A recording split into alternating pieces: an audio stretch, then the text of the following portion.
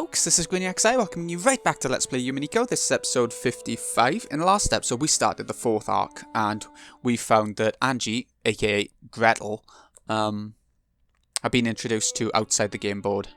Hopefully gonna be helping out Battler take on Beto and the witches. So what we're gonna do now is apparently see Ange's future, so the 6-year-old girl version of Ange in the real world, her future. So let's see how this turns out. That's at least what I'm getting out of it right now. Good day to you. Good day to you. Good day to you is the standard greeting used here. No matter how many years pass by, this style of greeting still feels very awkward. Even though I'd responded to the greeting in order to stifle that awkward feeling. The classmate who had spoken looked at me blankly. Huh? What's that? Seems you're mistaken. Their choice of words and manner was certainly what you'd expect from a school for rich girls. But the actual meaning was as innocent and cruel as you'd expect from kids of that age. It seems they find it funny that I'd mistakenly thought the greeting was directed at me. No, might be the opposite. Maybe they didn't know how to react after being suddenly greeted by a gloomy, quiet kid like me. No, judging by the gazes of my classmates, who were looking this way over their shoulders and whispering to each other, it looked as though some of them considered this refreshing morning ruined. I was dark, because I was disliked. So trying not to get in the way of everyone's refreshing morning anymore, I stooped lower and entered the classroom. Almost like I was cutting through the aisle in a movie theatre while the movie was running. This is an old dorm school, St. Lucia Academy. It's not a school that anyone can get into by taking a test. It's a hidden rich girls' school known of only by a select group of celebrities from various fields. For lofty nobles who truly wish their daughters could be raised like saints, this is probably the ideal school in which to protect them from the impurities of the common world. But at the same time, it was probably also convenient for nobles who wanted to confine daughters they didn't want out in public. As well as an academy isolated from the impurities of the common world, it also held excellent potential as a prison school. I was truly among the latter, and was confined in St. Lucia Academy, forced to live my life in dreariness. Of course, there weren't that many students like me, and you couldn't tell us apart at a glance. However, even if we never fessed up about it, you could usually figure out who we were by watching how we acted. After all, we were always hanging our heads with an expression on our faces as though the whole world had abandoned us. Anyway, every class had 1 or 2 kids like that, so even if they didn't speak up about it, you could guess who they were. Therefore, even though I never confessed that I was one of those kids, at some point, everyone in my class knew about it. Just like how the seriousness of an injury becomes a sign of status in the hospital room, how noble a birth one had became a sign of status here. Those girls who couldn't be acknowledged in public were probably nothing more than filth to the others. They must have thought that getting involved with such students would dirty them as well. When a rumour sprang up about a particular student, those fastidious girls would grow cold and distant, chasing that student out of all social groups. Thanks to that, I led a quiet school life like this, all by myself. That's only if hearing people whisper behind my back, finding my things lost or broken all the time, and having everyone pretend like they didn't know anything, can be called a quiet school life. Even this early in the morning, I must look worn out. I can almost understand why my other classmates, who had a refreshing morning, looked at my face and wanted to click their tongues. Consciously trying to do as I should and avoid tainting my classmates' morning, I quietly took my seat. Then, unusually, someone came to talk to me. It was the class leader. Good day to you, Ushiromiya-san. You seem to be in a bad mood this morning. Were you able to get enough sleep? Is there some business you have with me? You're the only one who has not submitted a questionnaire for the class presentation, Ushiromiya-san. Did you forget that the deadline was yesterday? Pretty sure I heard something about that last week, but I thought that the questionnaire hadn't been passed out yet. The details would be written there, so there shouldn't have been any need to remember them beforehand. I wasn't given a questionnaire. That can't be.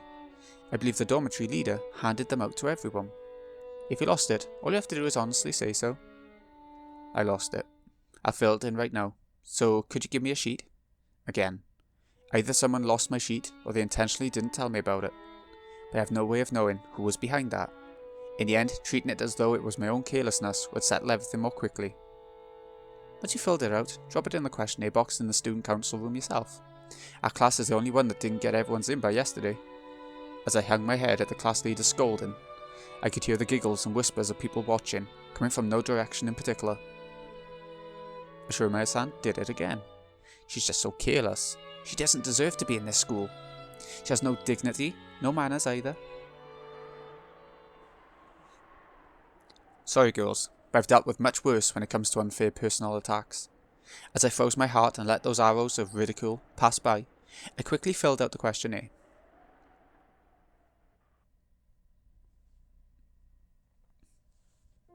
When I learned that father and mother and Oni-chan and all the rest of my family had died, I was at the house of my grandpa on my mother's side. The only survivor of the accident was Ushiromiya Eva, only Aunt Eva. Even at the time, I hadn't really liked Aunt Eva. At a glance, she would act kindly, but even as young as I was, I could see that she was somehow making fun of father and the rest, and I hadn't liked it. So when it was decided that Aunt Eva would take care of me, I was pretty miserable. Maybe it wouldn't have mattered if that gentle Uncle Hideyoshi and George Oni-chan had been with me, but I hated the thought of living all alone with Aunt Eva. I'd frankly said that to Grandpa, hoping to live together in this house. In his house. However, Aunt Eva had been very insistent that she should be the one to look after me. She had no desire to remarry, so as her successor, I was essential if the Ushiromiya family was to continue. Aunt Eva felt very strongly about the family. She insisted that she take charge of me right away, so that she could give me an education and lifestyle fitting for a successor. After that, it seems that confusing negotiations with lawyers took place, but in the end I was forced to go live with Aunt Eva. After doing that, Aunt Eva told me something. You must bear all the glory and history of the Ushiromiya family, and in order to make you a fitting successor to bear that, the rest of your life will be dedicated to frantic studying. Sacrifice the rest of your life for the Ushiromiya family. That's what she said. At first I thought she meant that literally, but I quickly realised that wasn't the case. Because even now, in Aunt Eva's eyes, the one most fitting to succeed her was the late George Oni-chan. At our first meal together, I received strict instructions and questioning about table manners, and was forced to listen to her abuse Mom and Dad as though they'd been neglectful in their discipline. I also received the same strict instructions regarding manners at my first party, and my clumsiness had been disparaged in front of everyone, forcing me to endure insults to Mom and Dad as well. After that repeated over and over, I eventually began to understand. Aunt Eva didn't really want to make me her successor.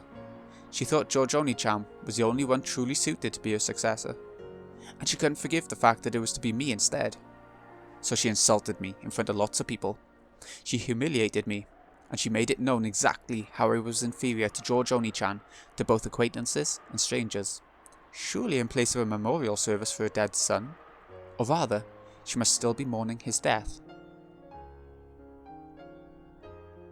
However, that wasn't something I could endure. I couldn't possibly live together with Aunt Eva. I was kept like a pet, my life continually compared with her dead son's. I understood that even when I was still in elementary school. I tried to escape the Ushiromiya house and run off to the house of my grandpa on my mother's side. However, Aunt Eva had already foreseen that. No, thinking back on it, she might have lured me into escaping. I was caught by the guards and brought back. And for being a coward who had smeared the Ushiromiya family crest with mud and tried to throw it away, in a way that makes my whole body shake and shiver just remembering it, I was punished. How should I describe what Aunt Eva was like when she punished me? In a frenzy? Gleeful? I saw the anger and sadness of losing her beloved son, and well as the hatred and pain for me stealing that inheritance from the son who should have received it, and the dark pleasure of being able to let those feelings out on me, I was hit with all those negative emotions at once. Then, all my free time and freedom to act was stolen, and I was put under surveillance around the clock. I may have lived in a gorgeous mansion, dressed in expensive clothes, but my heart and my dignity had been trampled upon, and I was the Ushiromiya family's slave, its cattle. Compared to that lifestyle, the derisive laughter of my classmates here was calm and pleasant. It caused my heart no trouble. She'd prefer to be in this school. After burying almost all the fields of the questionnaire with nothing in particular, I folded it and put it in my pocket, because if I left it in my desk, it might disappear again.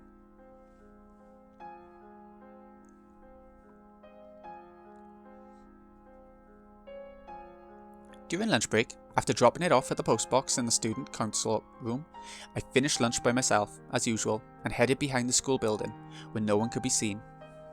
Only my time by myself could protect me from the derisive laughter and gossip. I can't say that word. Since I was hated and didn't have a single friend, my time alone was the most kind to me. After checking the surrounding bushes to see whether some malicious classmates were hiding and threatening my time of quiet, I finally relaxed the tension from my entire body, knowing that I had gained some true peace. Then I let out a sigh. It faltered, heavy, as though it was the first time I had breathed out today. My old favourite place behind the vegetable garden, storehouse, had been found out by my classmates. I had been teased, so this was my new lunchtime hideaway. There was no way to sit behind the school building. As I crouched near the wall in the shadow of the bushes, I opened my bag and took out a book with an elaborate, old-fashioned binding. Just glancing at it, you'd probably think it was a religious book or something written in the Middle Ages. But this wasn't a book. It was a diary. Of course, it wasn't my diary. There weren't any special things worth writing about in my daily life. Every single day was just grey, cold and dry. In those completely unchanging days, there aren't any changes worth writing down. This was the diary of Maria Oni-chan, a girl I'd been very close to. She'd been a bit strange and 3 years older than me, but Oni-chan was always a warm, wonderful cousin. She would always grab me by the hand and let me join in on some fun game. I remembered that being able to see her was the most fun part of our family gatherings. When I opened the diary, the characters, which were made fairly skillfully considering that this was an elementary schooler, were packed close together, though they were written on every other line. Was she just hopelessly obsessed with jotting everything down in her diary? Probably not. To her, writing her daily life down in a diary was probably like having a conversation with another part of herself.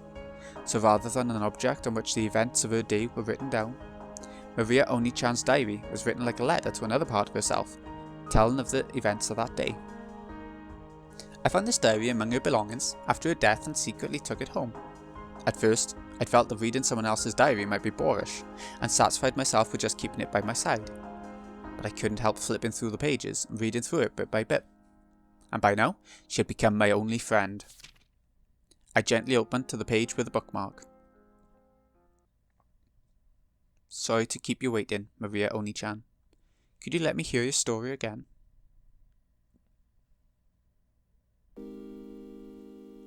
At the same time, a very, very soft breeze blew, tickling the paper. I thought the open diary might have sparkled faintly. The weather's good today. Maria Oni-chan loves the wonderful rays of sunlight, so I'm sure she's in a good mood. On the pages of the open diary, no, in the world of the diary, Maria Oni-chan showed herself. This is interesting. Pretty sure she was 9 when she died, so her form was already younger than me. But I call her Oni-chan, so she affectionately calls me Ange. Ooh, Ange, you were slow getting here today. Was it packed at lunch? Yes, it's always packed. Groups of friends set up camp in the seats, and they stay there even after they've finished eating. It's pretty fatal if you get to the dining hall late. I was on clean-up duty today. I eat fast. The faster you eat, the more you can play. Ooh. Maybe she realised I was holding a grudge because that duty had been forced upon me and shortened my lunch break by a bit. Maria Oni-chan brightly changed the subject. Grateful for the act of kindness, I responded by saying I was a slow eater. Maria calmed me down, saying something about teaching me the trick to eating fast. I read about it in her diary. No, I heard it from Maria Oni-chan. She was ranked number 1 among the girls in the speed eating ranking for her grade's newspaper. She was apparently very proud of that, but a little disappointed that her mother, Aunt Rosa, hadn't praised her very much for it. Ooh, then let's start our story for today. How far did we get yesterday? Ooh. This far. Until you got Sakataro as a present, Maria Oni-chan. You promised that you'd tell me about Sakataro. Oh. Let's talk about Sakataro. You know, Sakataro is a really cute, stuffed animal. I'm sure you'd like him too, Ange. Yeah. Tell me that story. The only time I can relax at school is when I'm listening to your stories during lunch break. Ooh. I'll tell you about it. Sakataro was really, when I looked at Maria Oni-chan, who was always in a good mood, made my heart feel warm as well. As I listened to her tale, I began to get absorbed into her world.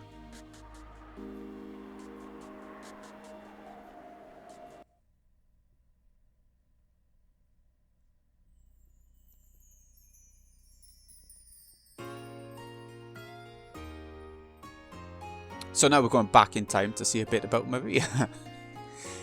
Jumping about quite a bit this arc so far now. Happy birthday, Maria. Sorry I got back so late. Ooh, good job with your work, Mama. I know you're busy, so even though you were late, I waited without crying. I was good and waited, watching TV. Yes, you're such a good girl, Maria. As a present for waiting politely, you can order anything you want today. Of course, only as much as you can eat, okay? Ooh, today can I change my corn soup to onion gratin soup? Yeah, that's fine. Ooh, it's 200 yen more expensive, but can I change it to prosciutto pizza? I don't know. Yeah, that's fine. If you really can't eat it. But that's okay. It's your birthday after all.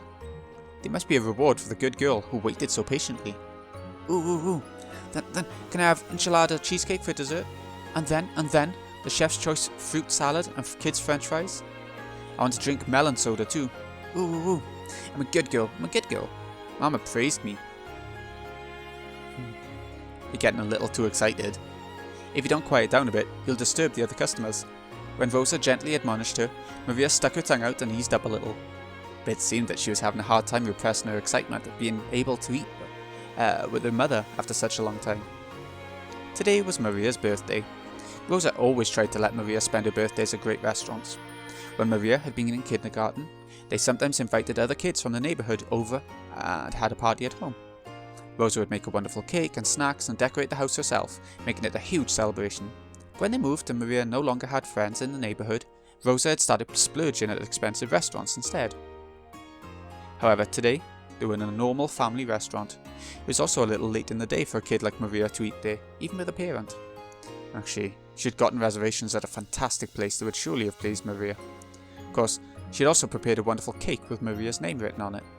But Rosa just hadn't been able to finish up her business and had been forced to cancel. Since that plan had been traded for a local family restaurant, Rosa felt a little indebted to Maria. So she was prepared to spoil Maria a bit and let her have whatever she wanted tonight. You never used to eat much, did you, Maria Oni-chan? Was it really alright to order that much? I can't eat very much, but I like to have a lot lined up. You know, like on a birthday table. If it's coloured all over with red and blue and green and yellow, it makes you really happy. You're right. Having your birthday table be colourful can make you feel happy. Birthdays at my place were no match for yours, Maria Oni-chan, but the cakes were bought at the Fumiya store in front of the station were always gorgeous. Angie thought back to her own birthdays nostalgically. Even though Dad was busy, he sometimes came home just to show up at my birthday party, and then went right back to his company. At the time I was sad, but now I understand how important I was to Dad. Of course, Mum also took very good care of me. In particular, her birthday presents were always in excellent taste, and she sometimes arranged for them several months in advance.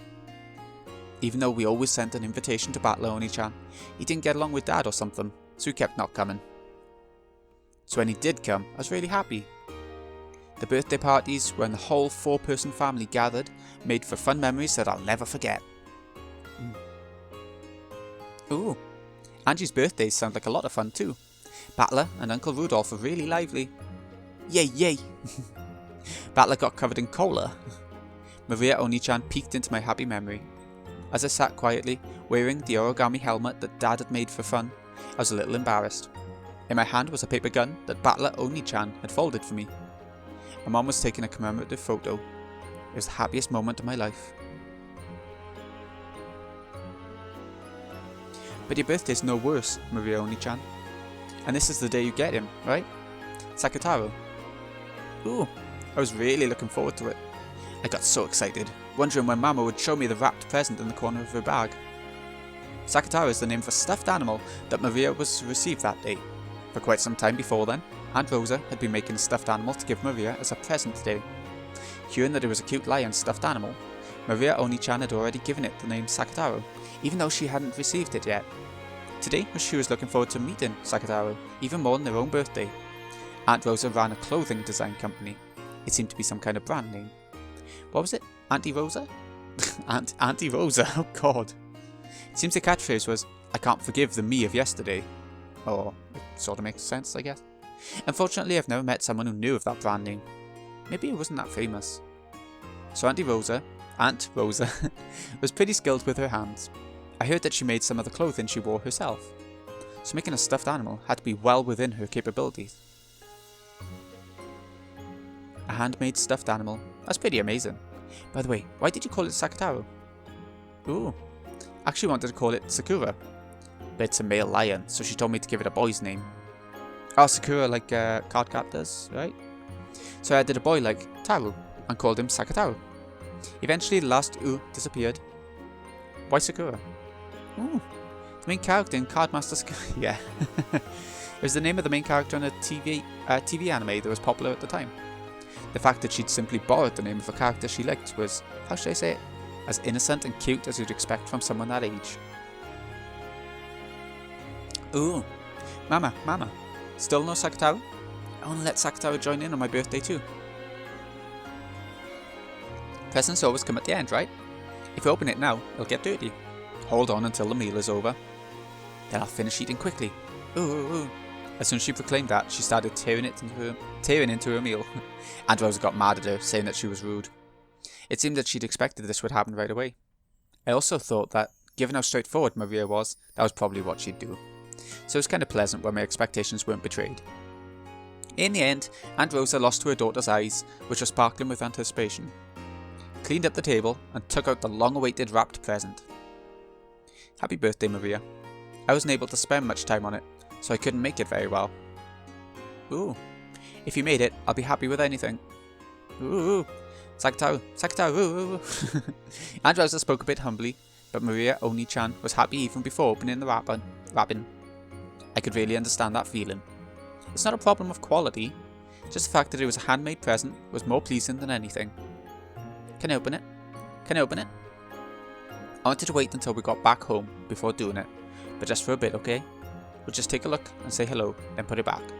You can give him a proper greeting once we get home. We're in public, so you can't fool around, okay? Can you promise? Promise. So can I open it? Mama! Yes, just for a bit, okay? Yay! Before Aunt Rosa finished talking, Maria started unwrapping it.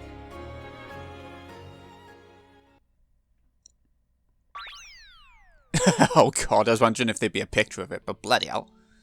Right in your face. As soon as she did, yellow and orange peeked out. What appeared was a slightly blank looking lion stuffed animal, with cute round eyes and a white chest. It was about the size of a small pillow. Looked pretty big next to someone as short as Maria Oni-chan, but it probably wasn't that large. From the perspective of someone who didn't know better, it would probably look like something cheap bought from a department store or something. But to Maria Oni-chan, it was her mother's handmade stuffed animal, the only one of its kind in the world, and irreplaceable. Sakataro! Cute, so cute. Thank you, Mama, thank you so much for making such a cute stuffed animal, even though you're so busy with work. If you praise me that much, it's actually embarrassing. I couldn't take much time, so I couldn't make anything that good.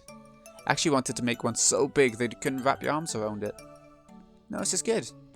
With this size, we can always be together. We can go out together. Sakataro, I'm your Oni-chan. Oh, you. Really is an adorable stuffed animal. So this kid's Sakataro, your best friend. Ooh. We can't go to school together, but me and my best friend were always together at home. You know Sakataro is really innocent and cute, and always nice to me. He supports me when I'm feeling down, and plays a lot with me when I'm feeling good. So I'm never lonely anymore. Not lonely when Mama's busy with work, and I'm all alone. Not even when no one plays with me at school. Isn't that right, Sakataro? Uryu? I don't know what that Uryu means. At school, Maria Oni-chan had lived in the same kind of environment as I did. Compared to the other kids in her class, Maria Oni-chan's tempo was always a little slow. Her sensibilities and ways of viewing things were a little peculiar, and a little too idiosyncratic for her to blend in. Her grades were low as well, and since she was talkative about everything related to the occult, her speciality, she was treated like a weirdo by everyone else in class. If you were touched by Maria Oni-chan, you'd be cursed, stuff like that. Apparently everyone in her class acted like she was disgusting, made fun of her, and avoided her. If a boy bumped into Maria Oni-chan, he'd start rubbing that part against the other boys, as if he'd gotten some scum on him. They'd pick up her stuff like it was something filthy, and chase the other boys around with it. It seems the girls thought even speaking to her was unpleasant, so they ignored her all the time, only giggling and sneering at her whenever she made a mistake. Looks like bullying is the same in all eras. Humans really don't advance at all, do they? If only they just get wiped out. It's only been a couple of years, hasn't it? I'm sad when I'm bullied, but I think it can't be helped. It can't be helped? Why not? After all, there's a rule that says every class has to have a single bullied kid. That's a horrible rule.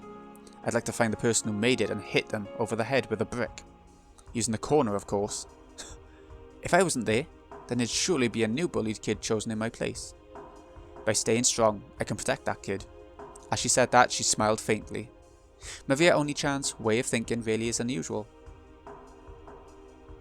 According to her, from the beginning, a witch had resided in that place called a school. No, she says that any place where a lot of people gather will have a witch residing there. The witch tries to steal the students' souls through death by disease or accidents. Apparently she sometimes also corrupts those souls, leading them down that path of evil. She says that an angel came, not content to let that continue. And the angel tried to finish off that witch. The witch was powerful, and the fight took 7 days and 7 nights. But even then, it still wasn't over. The tired out witch asked for a truce and proposed this. I heard about that one before. Until now, I've made half the students in the class become sick or injured. But in exchange, I've protected the remaining half of the students from sickness and injury. Therefore, if one member of the class becomes a sacrifice to me and is made into the bullied kid, I shall protect all the other students from sickness and injury. Right? The angel thought about it. Compared to half the class meeting with misfortune, having only one person be unfortunate would be much better. Then the witch said that she'd protect the safety of all the other students using her powerful magic. If there are 40 students in a class, and the 20 victims are reduced to 1, then 19 people are saved. It's actually a reasonable proposal. I wonder if there's some theme behind this fairy tale. If it's a creation by Maria Oni-chan, a 9-year-old girl, that'd be pretty impressive. The angel decided to accept that proposal, so through that single sacrifice, 19 people were saved. That's why my role is important. The witch is protecting 19 people. Because we become sacrifices. Well, I don't remember ever being thanked by those 19 people. Maria Oni-chan's idea was too compassionate. Both of us are suffering from a very similar type of misfortune. And yet, maybe a small difference in our way of thinking changes how peaceful our hearts are. So you aren't sad, Maria Oni-chan? I'm not sad at all. After all, I'll be together with Sakataro from now on. Right, Sakataro? You. If I can be with Maria, I'll be happy too. Look, Sakataro says he's happy too. I think that's probably her trying to talk for a toy, like kids do. Maria Oni-chan hugged the Sakataro stuffed animal, playing both sides of the conversation herself. Yeah, there we go. I don't understand it. But that's exactly why I want to reach Maria Oni-chan's level.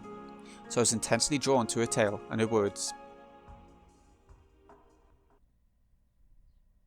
Angie, is it tough because you're all alone?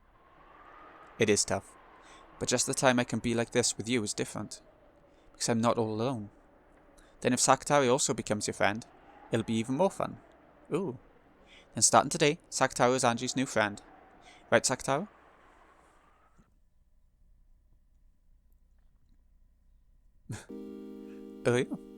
I am Angie's friend.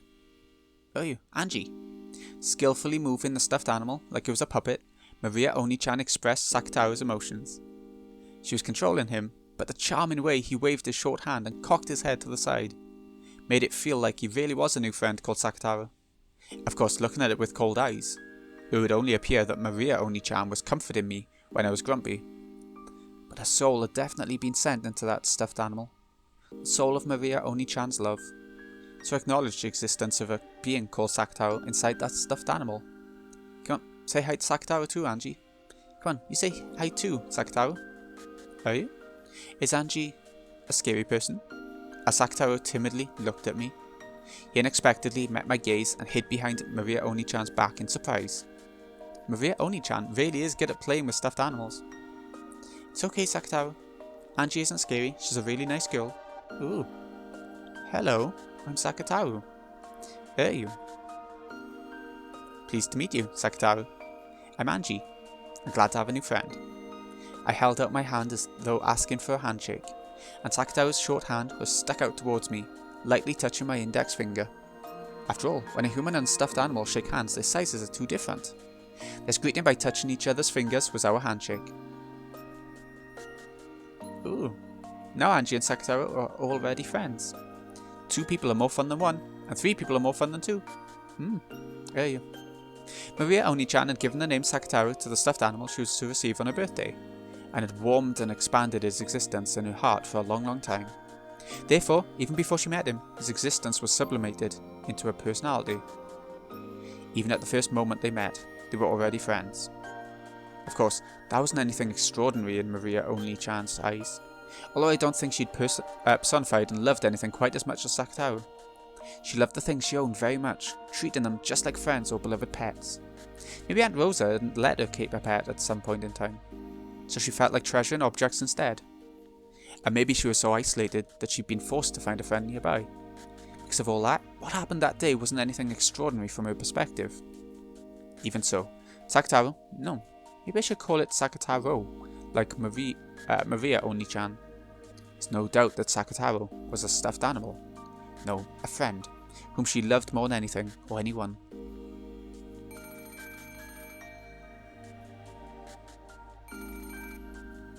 Hello, it's Mama. You're in a good mood. Is a friend over? Ooh, playing with Sakataro. Sakataro, knock it off. It was already about 9 at night. Rosa had asked because this wasn't a good time to have a friend over, and she'd been just a little surprised. When she thought about it, Maria didn't have any friends who would come over to play, did she? Even so, to think that she'd have so much fun playing with that stuffed animal.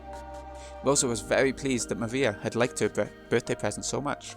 Sorry, Mama just can't get her work finished tonight. The next season's lineup is having a tough time. Looks like we're finally starting to get orders bit by bit. I want to somehow give it a bit more impact so we can answer to their expectations. Just spending the night?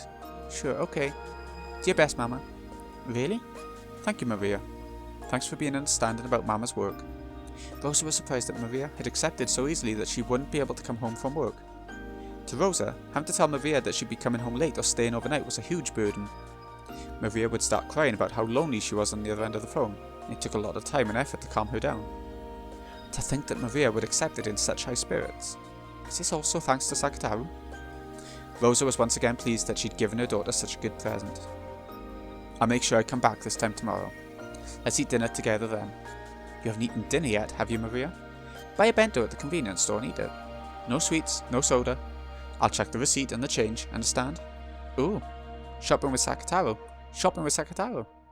Hey, not Sakataro, have him watch over the house. From Maria's manner of speech, Rosa got the feeling that Maria might have gone shopping with that stuffed animal without her knowing about it. Rosa's forehead creased, and after sourly saying that Maria definitely mustn't do that, she hung up. Ooh, Mum said I mustn't go shopping with Sakataro. Oh, you can't go shopping with Maria. Staying home alone will be lonely. Why did Mama say not to go shopping with Sakataro?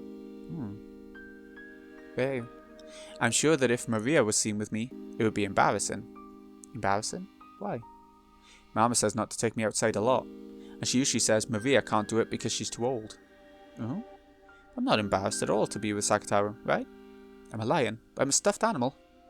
You're a lion and a stuffed animal, but you're my friend. So let's go out together. Just when Mama isn't around as a secret. Ooh? You aren't saying that you're embarrassed, are you? I'm not embarrassed, but... the people outside are a little scary. Is that it? Then I'll make it so you can go outside without being scared. Leave it to me. I've got something that's really useful. Maria started fishing around her messy room.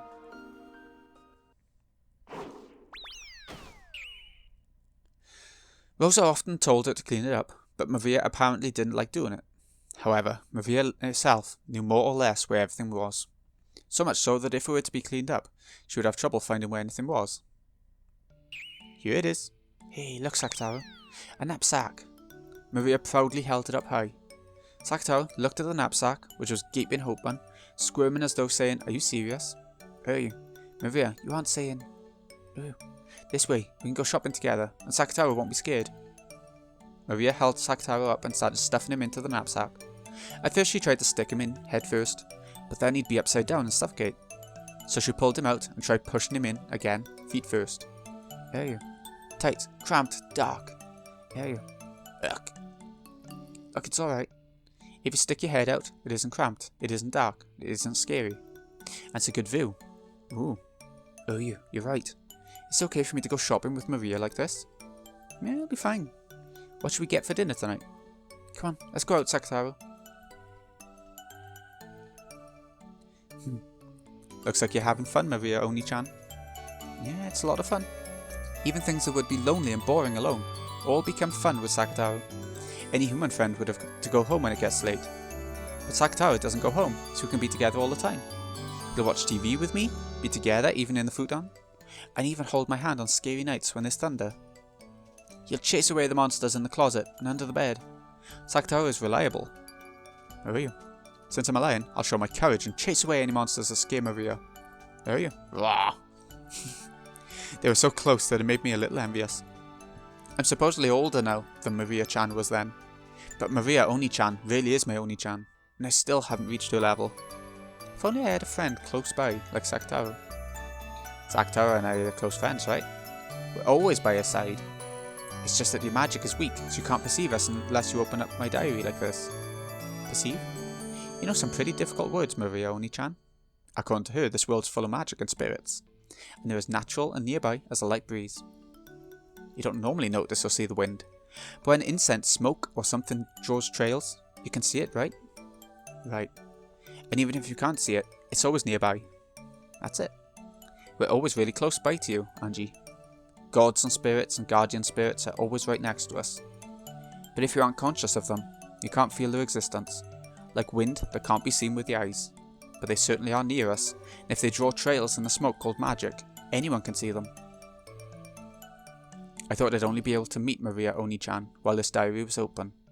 But from what she says, she's always with me, and I can meet her at any time if I truly desire to. Along with a record of my life, I left a fragment of my own soul in my diary. So the power of my magic resides in this diary. It's very faint, so only you can feel it. Only I can tell it's there? Yes. After all, the power of a witch resides in you, just like me. If you study hard, you too will definitely become a great witch in the future. A witch. I wonder if that'd be fun. Ooh, it is fun. If you do that, you'll be able to know that Sakataro and I are always by your side, even without opening the diary. If you do that, every day will become fun. If you do that, I'll introduce you to many other friends. If you do that, every day will get busy and very lively. That might be fun. I do have the grimoire you left behind, Maria Oni-chan. I'll try reading it seriously sometime soon. If I do that, I won't be all alone anymore, right? Oh, there you go. Maria Oni-chan and Sakataro said that at the same time, happy that I had developed an interest in the world of witches.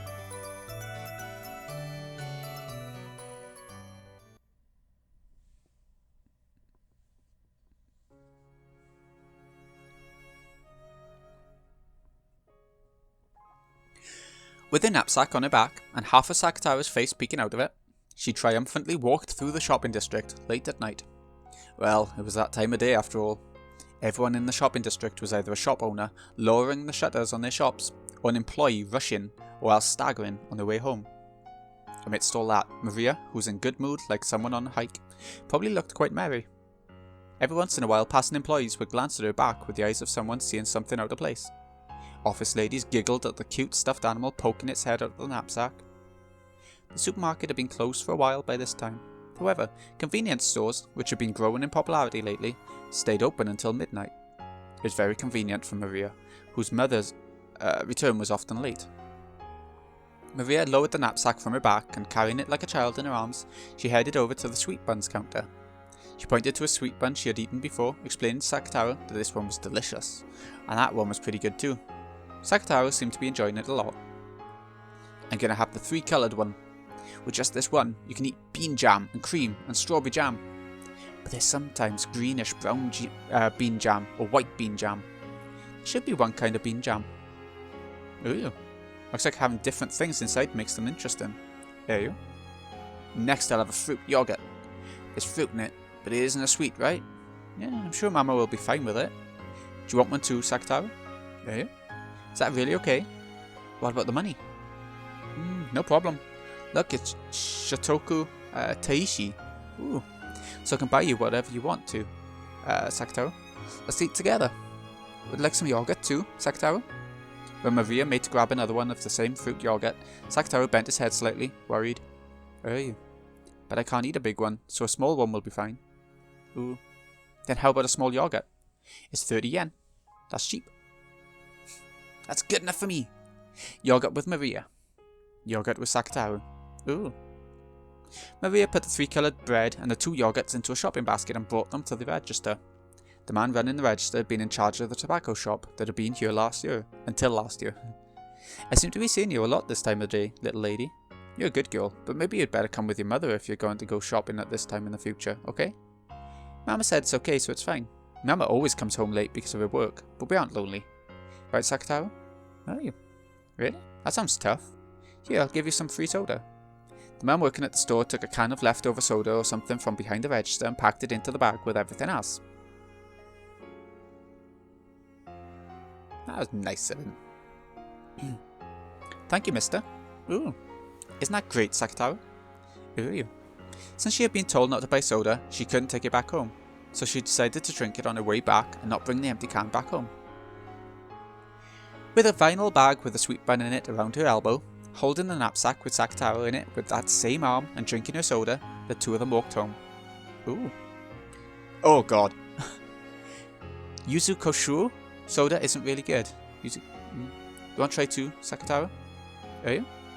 Are you? Gah! You mean, Maria. Nasty. It sure is. Ooh. Of course, it's not like she could actually make a stuffed animal drink soda. She just put the can to Sakataru's mouth and pretended to tilt it. But it was fun for Maria to share the taste of this weird drink that she had gotten for free with Sakataru. There was a huge moon in the sky. At times that moon had been clouded by tears when she'd been unmanageable during Rosa's overnight stays, and when she'd been scolded by her mother. But this moon was very warm, and it seemed to watch over the 2 of them as they enjoyed their trip home by themselves. Maria and Sakataru. Ange watched the 2 of them go from behind. She looked so warm from behind. After looking at the backs of Maria, Oni-chan and Sakataru together, it became very hard to remember all those long nights when she cried because her mother hadn't come home. I couldn't say it to Maria Oni-chan, but if I'd been in the same position, I may have given a stuffed animal the name Sakataru. But it wouldn't have been anything more or less than a stuffed animal. Anyone can make a relationship that only distracts you from your loneliness, but Maria Oni-chan was different.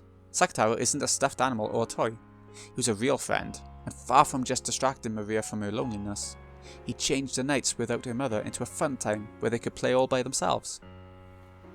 Was it because Sakataru was a special stuffed animal? Because her mother had made it herself? Because it was very, very cute? Probably not. If there's a secret here, it doesn't lie within Sakataru. I think it probably lies within Maria Oni-chan.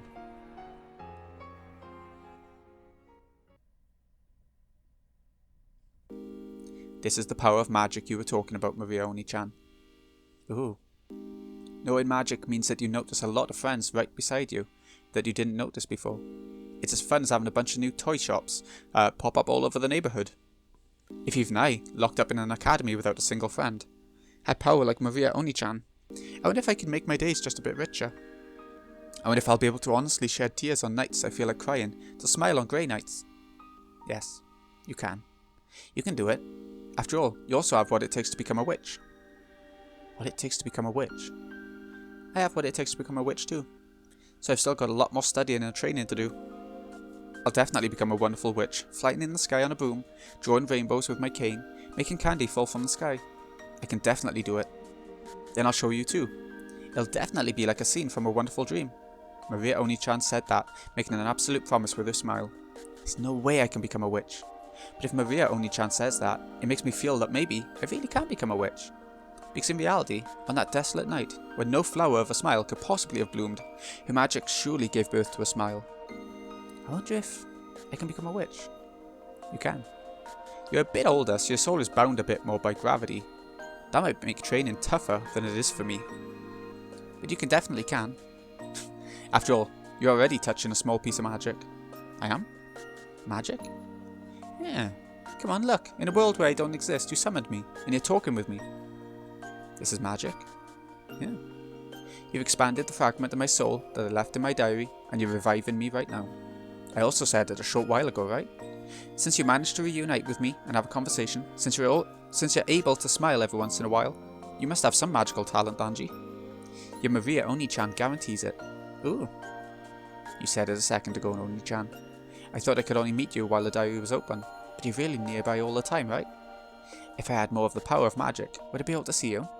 And just like now, would I be able to talk with you, Oni-chan? At any time? We can talk at any time. I'm there by your side to say good morning, and even during class. Let's talk together during adult classes to distract you from your boredom. I'll also be there to talk to you during meals, so let's always be together like this during lunch break. We're with you after school too, and of course, I'm always by your side even after you return to the dormitory. It's just that you don't see me, except when the diary's opened. Even when I close the diary, Maria Oni-chan, you'll be by my side, right? Yes. I'll be there. So if you try to see me and try to talk to me, I'll definitely be able to answer. If you look strongly and try to talk, that is. I'll give it a try. It isn't easy, okay? It isn't going to go well all of a sudden, got it? I understand. I'm sure it won't be easy. But I want to be like you, Maria Oni-chan. I understand. Then look at me well. Look closely. Okay. Slowly open and close your eyes. You can't shut them for a long time all of a sudden. After burning my foam into your eyes, try to make it blend into the inside of your eyelids. Yeah, I'm doing it. Once you can visualize me, even when your eyes are closed, without changing anything, slowly and softly close your eyes again. How is it? Can you still see me? Yes. I think I can probably see you. Then try opening your eyes for a second. Now for the real thing. Calm your heart and close the diary. At that time my phone may disappear for a second. But calm your heart and don't get anxious. And then try to make the me that's blended into the inside of your eyelids blend back into your eyes. Slowly visualize me in the empty air. In the empty air, see me. Yeah, I'm okay. Then, I'll close the diary. Ooh. Slowly, I closed it. When I did so, a grey reality filled with dull air unfolded. Of course, Maria Oni-chan's form disappeared. Give it all you got, have courage. Take the first step into the world of witches. I felt like Maria Oni-chan was cheering me on inside my heart. She's cheering me on? Really? Or do I just think that she is? No, that's wrong. It's because I think that I cannot see her. Maria Oni-chan is always by my side. And even now she's definitely there, cheering me on to do my best. That reached my ears, so I mustn't ignore it like it's my imagination or the voice of my own heart. I believe that Maria Oni-chan is there. I mustn't doubt. I believe. Oni-chan said she'd always be by my side. I must not doubt that. By looking at that empty space by the empty back wall of the school building, amidst those almost heartlessly boring rays of sunlight, calling out her name was unexpectedly difficult. The chains of common sense that had clung to me until today sneered at me, telling me that calling out to the empty air was ridiculous. It was almost like being told to take a step forward off the roof of a skyscraper overlooking a sea of lights. It's Maria Oni-chan saying it. It's alright, she's saying that I'm someone who can do it. Stop thinking that you might fall, or that it'd be foolish to take a step off a roof, and free yourself from those chains of common sense.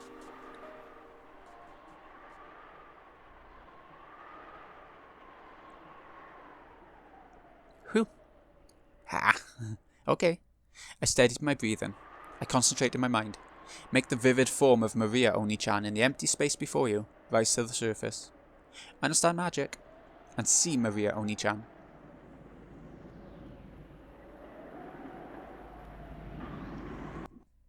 Maria Oni-chan. Huh? Is someone there? At that time I was answered by a rustle in the bushes and a wild cry, and came to my senses. Looked like I wasn't the only one behind the school building. No. Since I'd been so immersed in the world of the diary, I hadn't noticed someone coming. I recognised the group of 3 behind the bushes. They were kids from my class. From their appearance, it felt as though they'd come behind the school building to gossip about someone or talk in secret.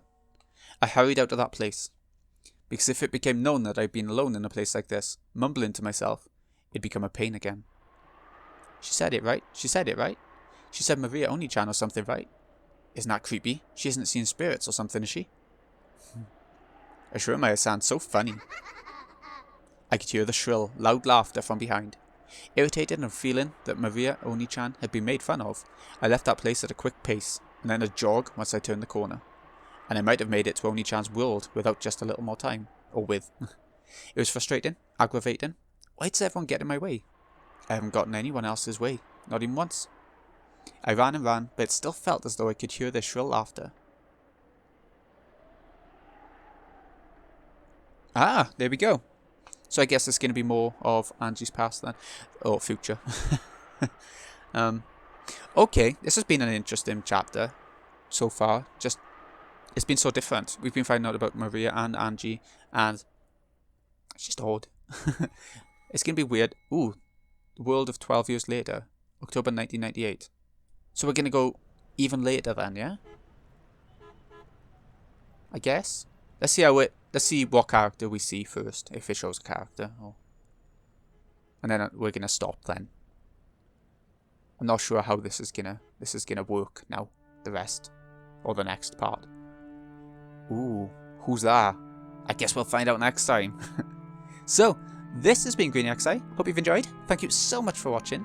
I'll see you again in a bit when we see how life is 12 years in the future. See you again in a bit, folks.